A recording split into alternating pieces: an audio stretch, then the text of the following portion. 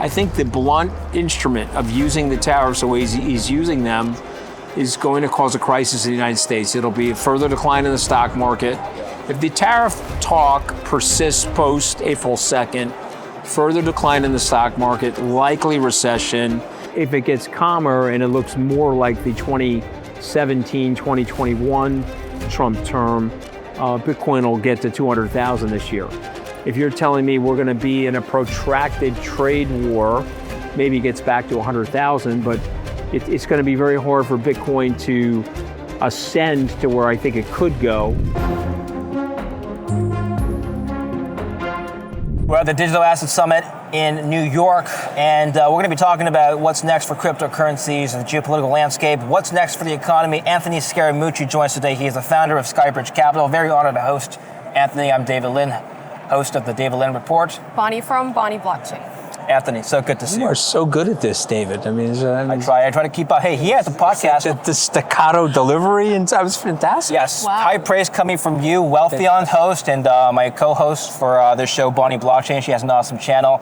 But let's start with some stuff on tariffs. Bonnie, take it away. We have a lot of audience from Taiwan, from Asia, Chinese-speaking region. So in case they're not familiar with American politics, you were in the White House for 11 days. Yeah.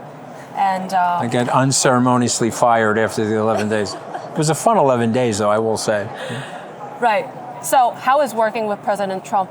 I want to ask you about his tariffs. So working with President Trump on the campaign was actually a lot of fun. I always like to tell people very candidly what it was like. It was a lot of fun. He's a jocular guy, garrulous. He has a good sense of humor. He can be very witty. He's probably the most famous stand-up comedian in the world if you really think about his personality. But when he got to the White House, he got a little bit tighter, a little more imperious, and it became a little less fun. And then if you were arguing with him or you disagree with him, you got pretty much fired very quickly. And so we argued about a few things. I shortly thereafter got fired. So no hard feelings on that. I just want to, address policy and talk about what I like and what I don't like. So you want to talk about the tariffs? Yeah, markets don't like uncertainty, right? Yeah. And do you think that's a bargaining chip? Is he forcing us into a recession? What's going on? Let's give the optimistic case first, and then we'll talk a little bit about what could happen. But he's already hurt America in a number of different ways, because when you start out with that sort of fire and bellicosity of rhetoric, you're turning people off. You have the mayor of Toronto as an example now. You can't bid if you're an American company on any Toronto-based contract. Okay, so it has a chilling effect. If you look at the last 3 weeks of market activity, the European markets are up, U.S. markets are down, flow of funds are moving away from the United States. And so as the American president, you sort of would want foreign investment capital flowing into the U.S. I think one of the things that has made the U.S. so attractive globally over the last 150 years is we have a stable political system, decentralized system, lots of checks and balances, and a real platform for a predictable rule of law.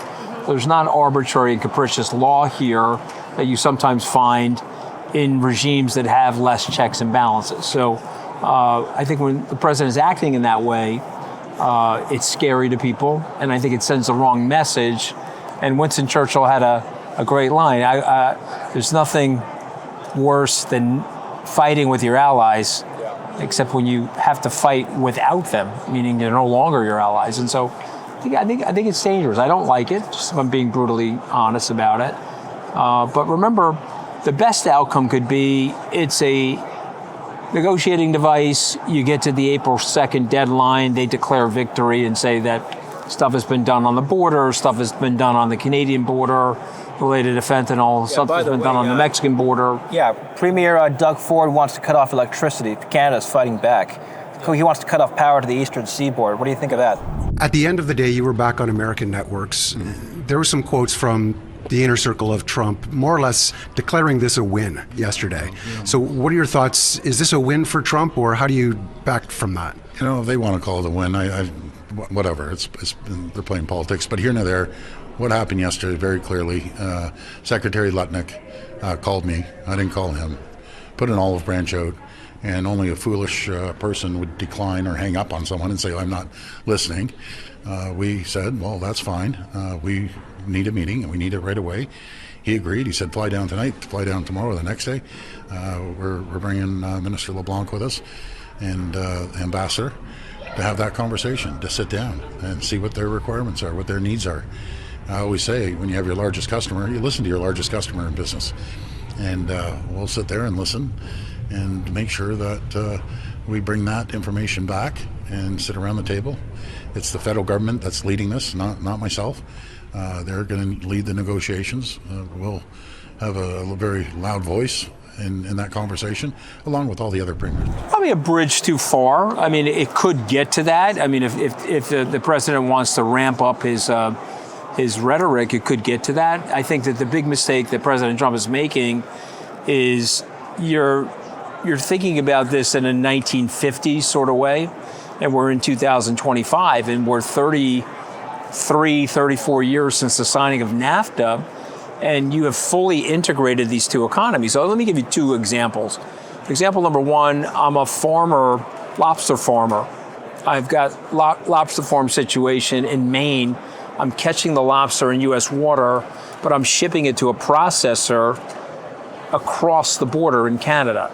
That's 25% tariff. And then it's going to come back to me processed, so I'm now going to sell it to the restaurants. That's another 25% tariff. So 25% over, 25% back. Price of lobster is 50%. You're going to bankrupt the lobster farmer. The crude in Alberta is a heavy crude. Most of the refineries that are south of the Canadian border in the United States are set up to refine that crude.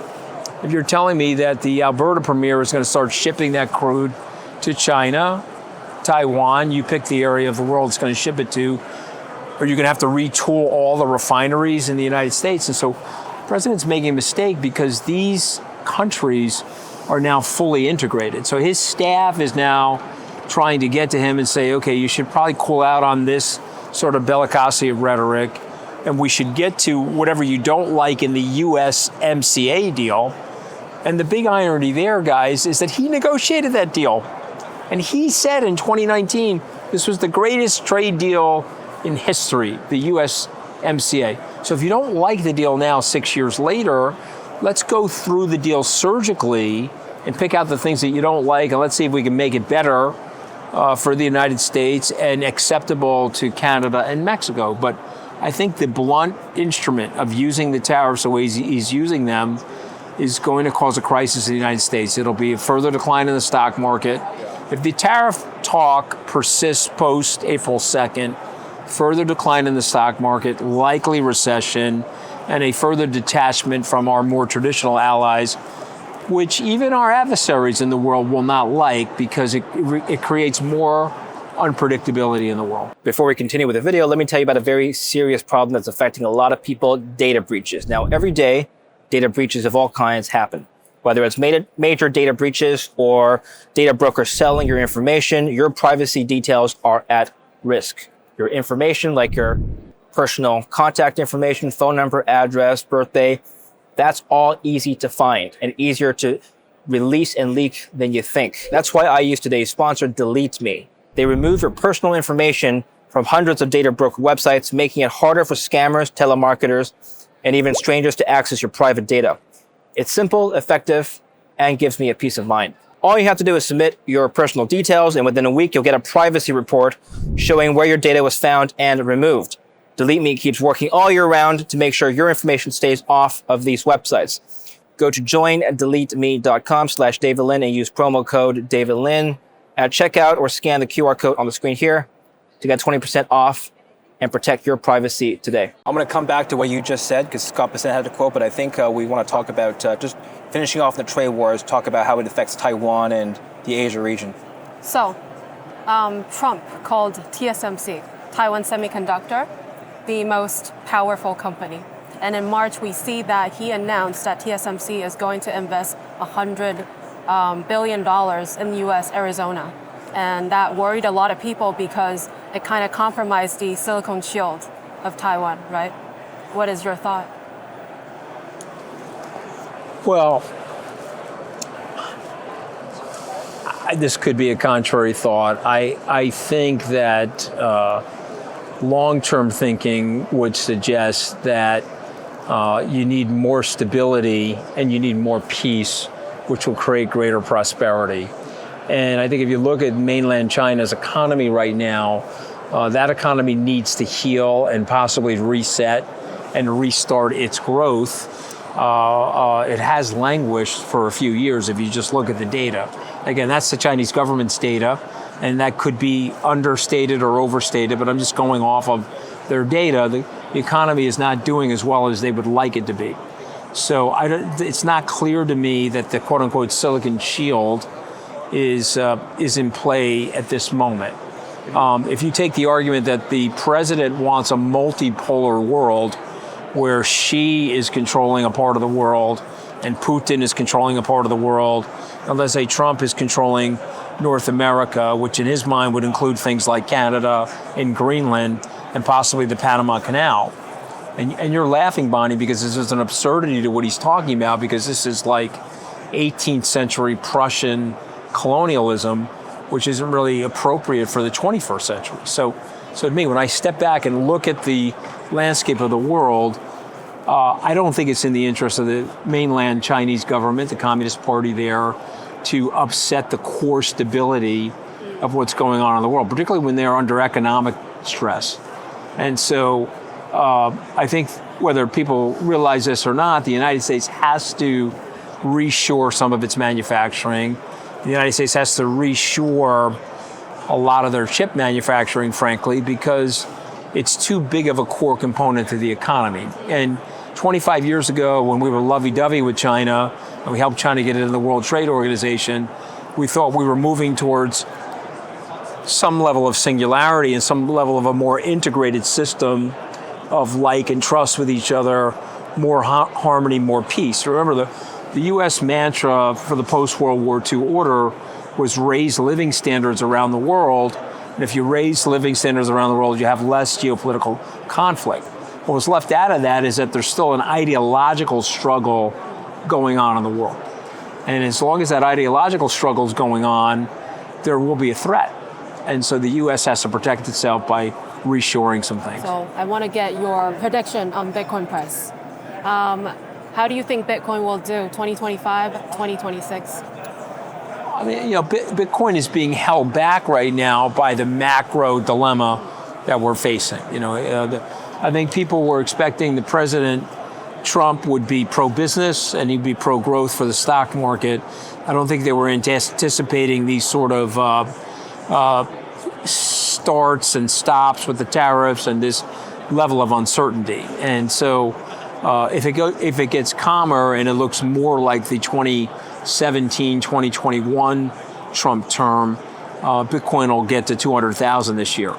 If you're telling me we're going to be in a protracted trade war and we're going to be fighting with our European and Western allies, Bitcoin will probably hover near here, maybe gets back to 100,000, but it's going to be very hard for Bitcoin to ascend to where I think it could go if we were just in a more normal environment. Normal being proper intersection between government and finance. Just on that note, so you said earlier we might get a recession. So this is Scott Bessent's quote, Treasury Secretary. What I could guarantee is we would have had a financial crisis. I've studied it, I've taught it, and if we had kept up those spending levels that everyone knows was unsustainable, we are resetting and we are putting things on a sustainable path. That's what he's talking about for the future. If he's right and this debt level rise is not sustainable, what happens to Bitcoin?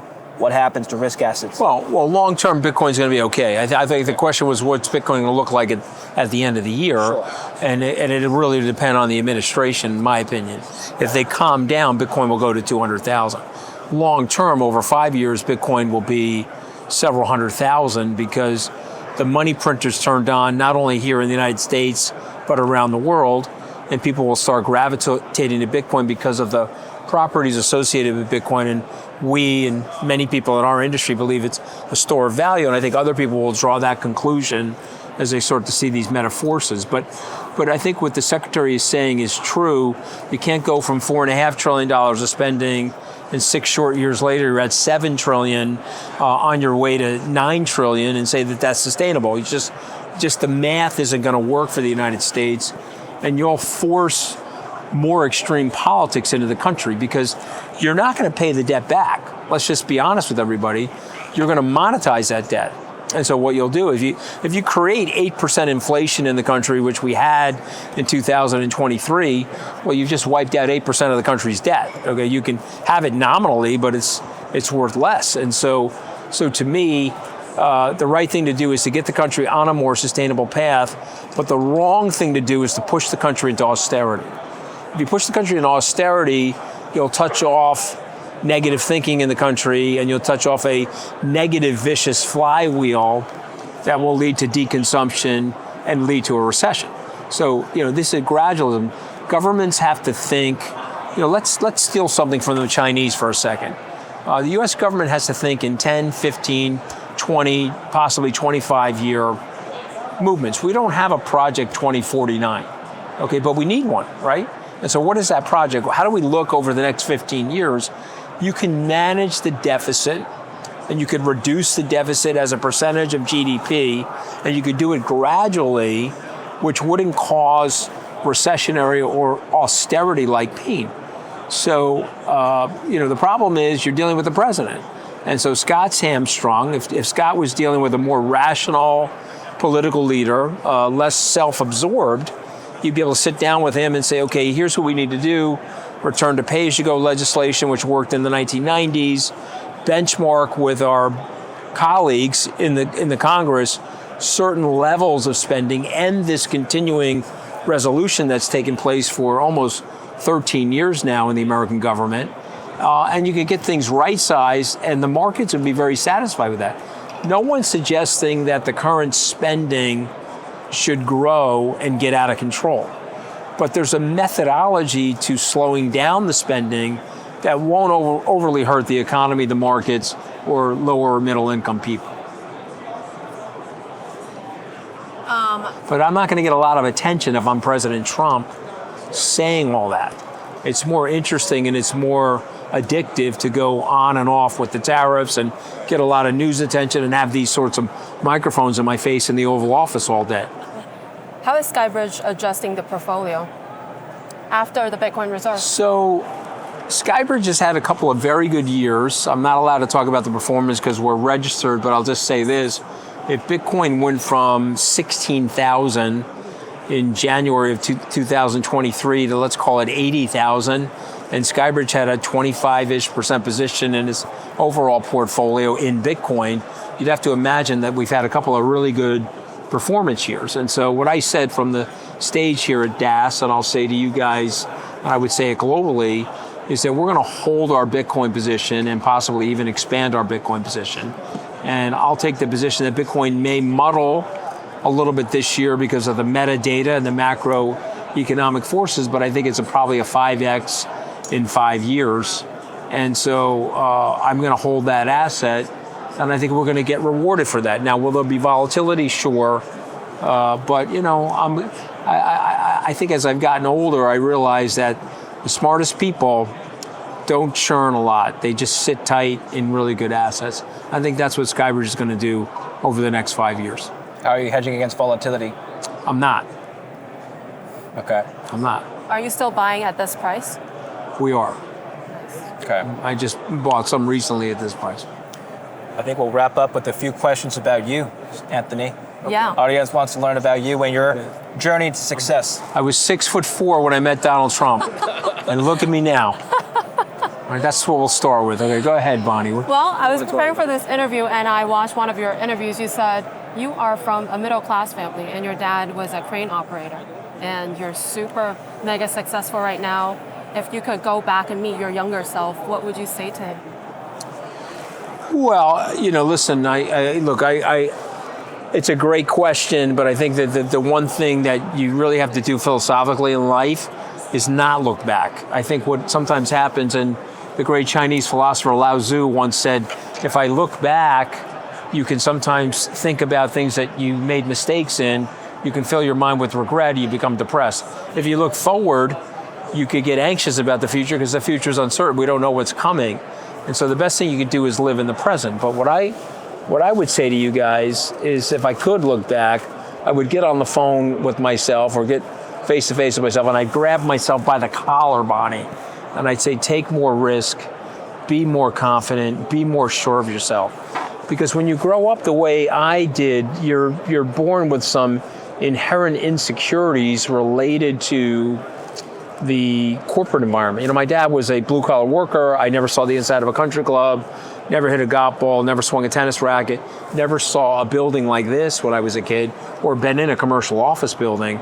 And so it is daunting and it is intimidating because you have to make that transition. It's almost like a rite of passage.